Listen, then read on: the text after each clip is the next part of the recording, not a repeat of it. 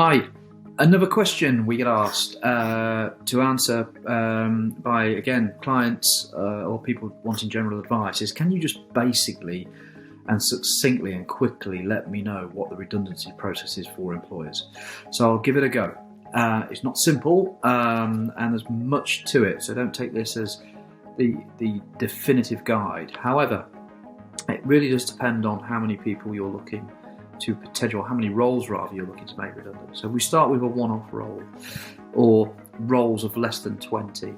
So in the first instance, you need to identify the roles to be made redundant, firstly. Secondly, you need to understand what your redundancy justification is. You need a reason for making the roles redundant.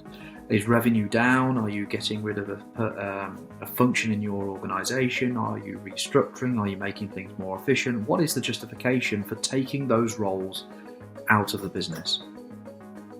Ensure that that is fair and reasonable before you do anything else, because the whole strength of your redundancy case is based on that justification. And don't forget, at the moment I'm talking roles, not individuals.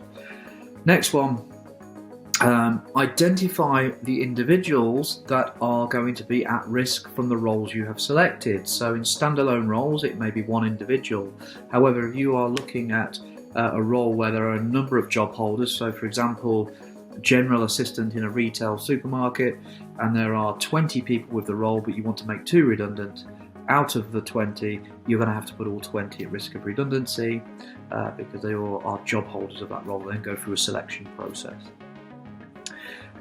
So the first thing is, once you've identified those to place at risk, you need to notify those individuals that they are now at serious risk of redundancy, and also write to them with that notification. Thereafter, you enter into a period of consultation with all of those individuals. So for standalone roles, that's a process of allowing that individual to understand more about the justification, allowing them an opportunity to challenge the justification, providing them with what their redundancy settlement figure would be should they be made redundant, allowing them to suggest suitable alternative options, apply for alternative roles in the business, etc., etc. And that consultation lasts for as long as it is meaningful. So in some cases that can be one meeting and a couple of emails to and from, or sometimes that may need 2, 3, 4, 5 or a number of meetings in order to make sure that you actually cover that off with that individual. If you're having to make a selection, so if you're having to choose 2 people out of 5 or 6 or more, then you're also going to have to go through a selection process during that period as well. And that selection process typically is done through what we call a skills matrix assessment. No longer can you just rely on last in, first out, first in, first out, etc., etc. Once you have closed the consultation meeting with those individuals, so either you've selected those that are going to be actually selected for redundancy, and then you close the consultation meeting with those, then you confirm that they are going to be made redundant.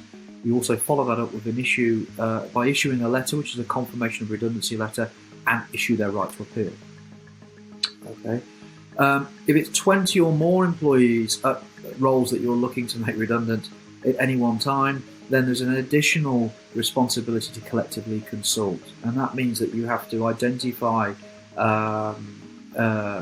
representatives to represent the wider work force as a collective consultation. So you're going to have to collectively consult for at least 30 days prior to the first dismissal taking effect. So basically you've got to create an opportunity for individuals to nominate representatives, unless you have union recognition. Therefore the unions normally take this role on. Hold a ballot, fair and reasonable ballot. Consult with the elected representatives for a period of time until that elected representative gives you the authority to move into individual consultation. So for 20 to 90 roles leaving the business, you have to do collective consultation and then individual consultation, and ultimately from the start of the collective consultation process you can't make a dismissal before 30 days lapses.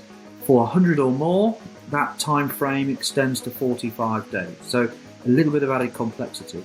So that in a nutshell is the process. There's more to it than that, so please don't take that as everything involved. If you need to reach out, let us know.